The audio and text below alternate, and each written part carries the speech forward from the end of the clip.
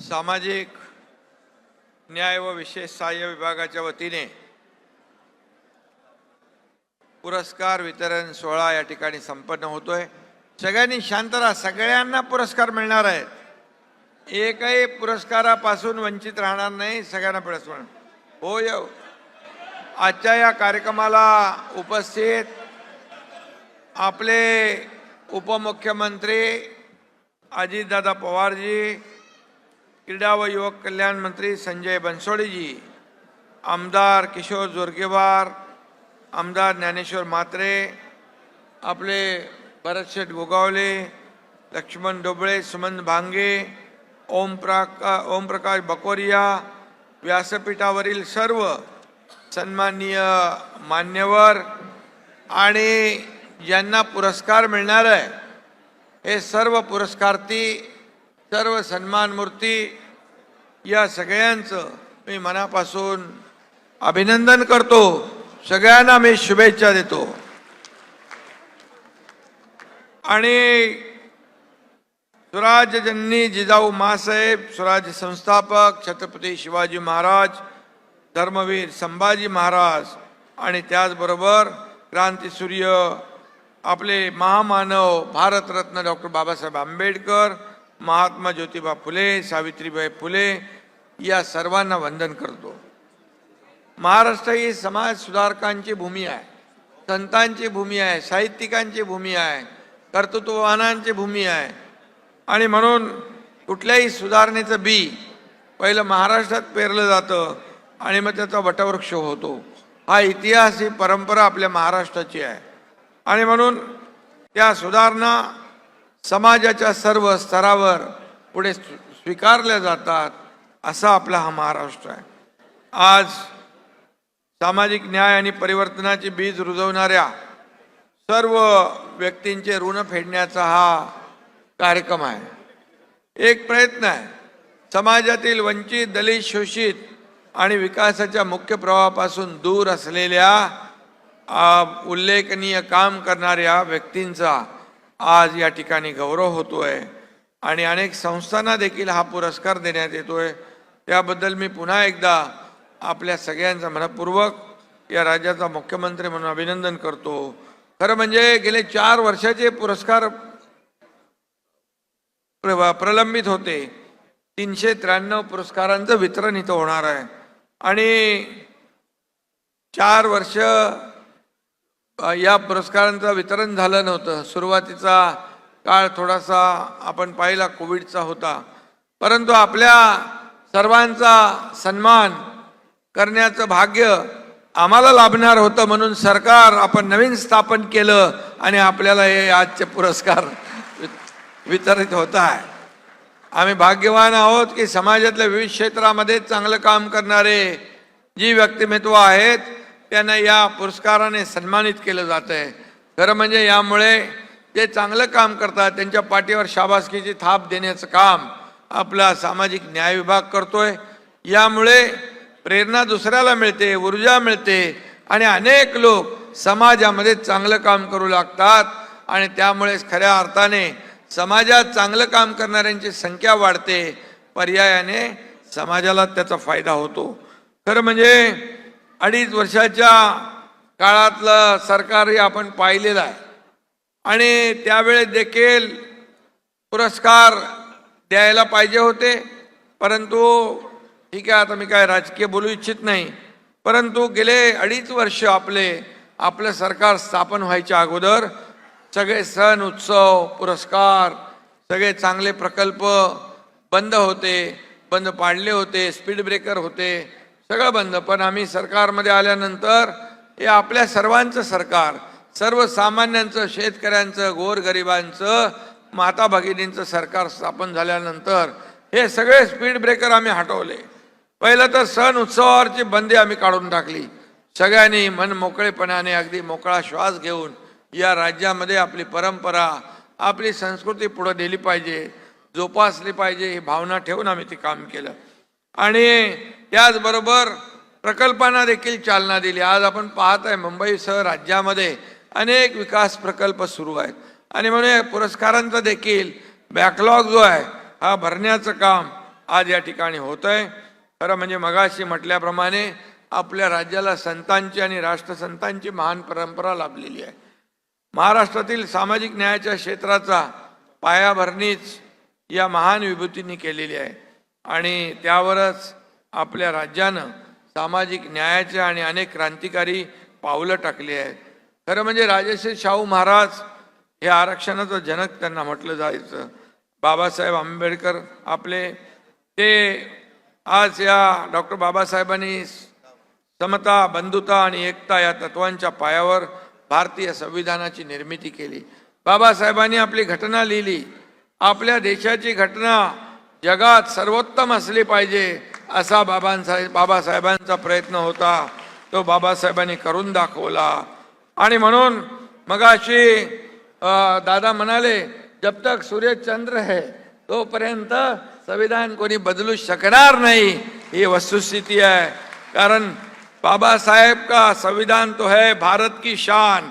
जो करेगा बदलने का काम जनता ही करेगी उसका काम तमाम.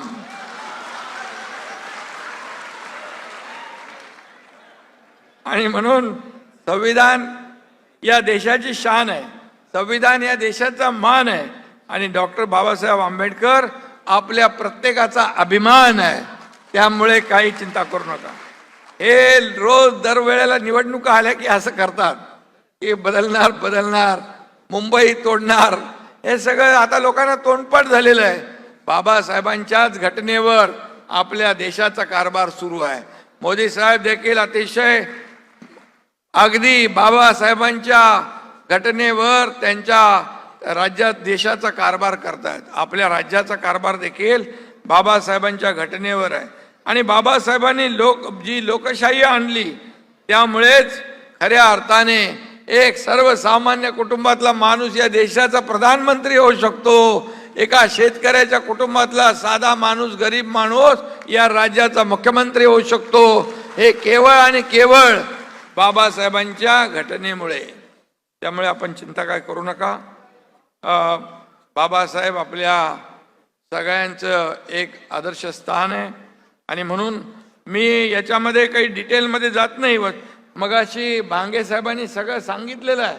सर्व योजना, ज्या योजना आतापर्यंतच्या ज्या योजना आहेत त्या योजनांच्या माध्यमातून खूप मोठ्या प्रमाणावर आपल्या विद्यार्थ्यांना हॉस्टेल, निवास, भोजन व्यवस्था, शिक्षण, अगदी उच्च शिक्षण, जे शिक्षण घ्यायचं आहे त्याला समाजाच्या मुख्य प्रवाहामध्ये आणण्यासाठी आपण पूर्णपणे सरकार काम करतंय.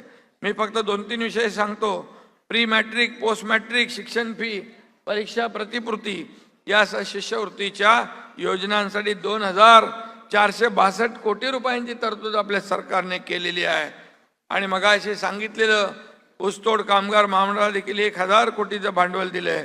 दिव्यांगांसाठी स्वतंत्र विभाग आपल्या सरकारने सुरू केला. दिव्यांग मंत्रालय वेगळं करणारं, स्थापन करणारं देशातलं पहिलं राज्य महाराष्ट्र आहे, पहिलं राज्य.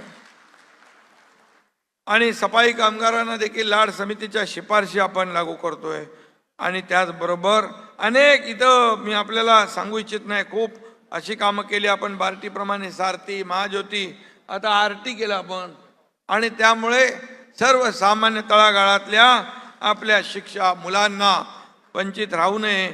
पार्टीमधून UPSC, MPSC यांच्यासह लष्कर भरतीसह बँकिंग, पोलीस भरतीसाठी देखील मार्गदर्शन केलं जातं. आणि आजपर्यंत 45,000 विद्यार्थ्यांनी हे प्रशिक्षण घेतलंय. आणि 200 विद्यार्थ्यांना या संशोधनासाठी फेलोशिप देखील देण्यात आलेली आहे. आणि म्हणून जवळपास आपण किती भांगेचे पैसे ठेवले या विभागासाठी? सगळ्यात जास्त पैसे आपल्या सरकारने या समाज कल्याण सामाजिक न्याय विभागासाठी 21,000 कोटी रुपयाची तरतूद केलेली आहे. त्यामुळे याच्यामध्ये उद्देश एवढाच आहे की आपला जो काही समाज आहे, दलित, शोषित, पीडित, हा मागे राहता कामा नये. समाजाच्या मुख्य प्रवाहात पुढे आला पाहिजे. त्याला देखील या समाजामध्ये असलेल्या स्पर्धेबरोबर स्पर्धा करता आली पाहिजे. त्याच्यामध्ये देखील टॅलेंट आहे, पोटेन्शियल आहे, सगळ्या गोष्टी आहेत. आणि म्हणून आज आपण मोठ्या प्रमाणावर योजना आज आपण या विभागाच्या माध्यमातून देतोय. आणि म्हणूनच मी एवढंच आपल्याला सांगतो, महाराष्ट्र हे सामाजिक आणि न्यायाच्या क्षेत्रात काम करणारं अग्रेसर राज्य आहे. महाराष्ट्र हे आपल्या देशाचं ग्रोथ इंजिन आहे. आणि म्हणून महाराष्ट्रात प्रगतीमध्ये, आज इन्फ्रास्ट्रक्चरमध्ये, परदेशी गुंतवणुकीमध्ये महाराष्ट्र आघाडीवर आहे. आपण बाबासाहेबांचं लंडनमधलं वास्तव्याचं जे घर आहे त्याचं स्मारकात रूपांतर केलं. बाबासाहेबांचं हिंदू मिल इथं आपण मोठं स्मारक देखील करतोय. आणखी जे जे काही आपल्या या समाजाच्या ज्या मागण्या आहेत त्या पूर्ण करण्याचं काम, बाकी मी डिटेलमध्ये जाऊ इच्छित नाही, परंतु रमाई घरकुल योजनेतून 5 वर्षामध्ये 4.5 लाख घरं बांधली, 1,20,000 घरं प्रगतीपथावर आहेत. ही आपल्या सर्वसामान्य लोकांना त्याचा न्याय मिळणार आहे. आणि म्हणून आज ज्यांना पुरस्कार मिळत आहेत त्यांचं मी मनापासून अभिनंदन करतो. मी आपल्याला मनापासून शुभेच्छा देतो. अनेक कामं या ठिकाणी करण्याची संधी, अनेकांचा सत्कार करण्याची संधी, त्यांचा गौरव करण्याची संधी आमच्यासारख्या कार्यकर्त्यांना लाभली. आणि म्हणून आम्ही सर्वसामान्य लोक आहोत, तुमच्यातलेच आहोत. आणि म्हणून मी नेहमी सांगतो की सर्वसामान्य कार्यकर्ता जेव्हा या राज्याचा मुख्यमंत्री होतो त्यावेळेस मी आजही कार्यकर्ता म्हणून काम करतोय, उद्याही कार्यकर्ता म्हणून काम करणार आहे. आणि मी लोकांमध्ये, अजितदादा काय, आम्ही काय, संजय काय, सगळे लोकांमध्ये काम करणारे लोक आहेत. आणि म्हणून सर्वसामान्य माणूस हा त्याच्या वेदना आणि व्यथा जाणून घेण्याचं काम, त्याच्याशी संवाद साधण्याचं काम आपलं सरकार करतंय. शासन आपल्या दारीच्या माध्यमातून आपण लोकांमध्ये जातोय. योजना ज्या आपल्या आहेत या योजनांचा लाभ त्यांना मिळाला पाहिजे. म्हणून आपल्या शासन आपल्या दारी आपला हा कार्यक्रम लोकाभिमुख झाला. इतर राज्यांनी त्याचं अनुकरण करायला लागले. कारण मला विचारता क्या आहे शासन आपल्या दारी, मी बोललो शासन अपने द्वार पे. मतलब जी ज्या योजना ज्या आहेत, जे लाभ आहेत ते लोकांना मिळत नव्हते. लाभ होते, योजना होत्या, सगळं होतं, पण ती कटकट आणि चक्रा मारण्याचं काम बघून लोक तो लाभ आणि नादच सोडून द्यायचे. मग आम्ही ठरवलं की आम्ही त्यांच्या जवळ जाऊन हे दाब देणार. मग शेतकऱ्याला पॉवर ट्रॅक्टर असेल, ट्रिलर असेल, ड्रोन असेल, महिला भगिनींना ती गाडी असेल, घर असेल, घरकुल असेल, या सगळ्या योजना एका ठिकाणी जागेवर देतो. बांधवांनो, भगिनीनो, मला आपल्याला सांगायला आनंद वाटेल, जवळपास या शासन आपल्या दारी 20 कार्यक्रमामधून 4,60,00,000 लोकांना लाभ मिळाला. 4,60,00,000 हा मोठा आकडा आहे. आणि म्हणून शासन हे सर्वसामान्यांचं आहे, गोर गरिबांचं आहे. आणि म्हणून आपल्याला मी मनापासून शुभेच्छा देतो. आपले आशीर्वाद असेच शासनाच्या पाठी असू द्या. शासन आपल्या सोबत आहे. आपल्याला जे ज्या काय माध्यमातून मदत करता येईल ते शासन कर्तव्य म्हणून करेल अशी खात्री आपल्याला मी या ठिकाणी देऊ इच्छितो. आज मी आहे, अजितदादा आहे, देवेंद्रजी आहे, आमचे सगळे मंत्री आहेत. आपापल्या परीने ज्या ज्या ठिकाणी आपत्ती येते, आपदा येते, संकट येतं, ते घरी बसत नाहीत. आम्ही डायरेक्ट लोकांच्या दारावर जातो, लोकांच्या शेतावर जातो, तिकडे लोकांना भेटतो, त्यांचं दुःख समजून घेतो. फक्त घरी बसून सरकार चालवता येत नाही. हे लोकांच्या मनामध्ये, लोकांच्या संकटामध्ये, लोकांच्या आपत्तीमध्ये धावून गेलं पाहिजे. अशा प्रकारचं हे आपलं सरकार आहे. आणि म्हणून तुम्हाला मी शुभेच्छा खूप खूप देतो, आपलं अभिनंदन करतो. धन्यवाद. जय हिंद, जय महाराष्ट्र. लोकशाही मराठी ऐका, पहा, जागरूक रहा.